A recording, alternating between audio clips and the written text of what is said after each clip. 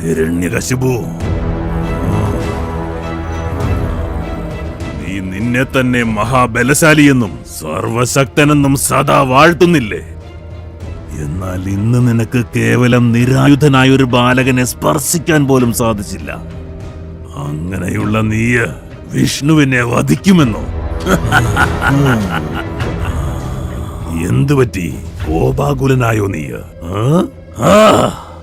ഇപ്പോഴേ നീ ഇങ്ങനെ ക്ഷുഭിതനായാൽ ഇനിയുള്ള കാലം നിന്നെ ആരും തന്നെ വിലമതിക്കാൻ പോകുന്നില്ല.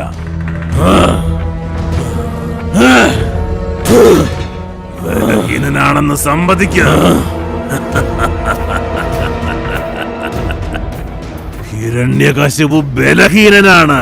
നീ ഒരു ഭീരുവാണ്. കേവലം ഒരു ഭീരു തന്നെയാണ് നീ.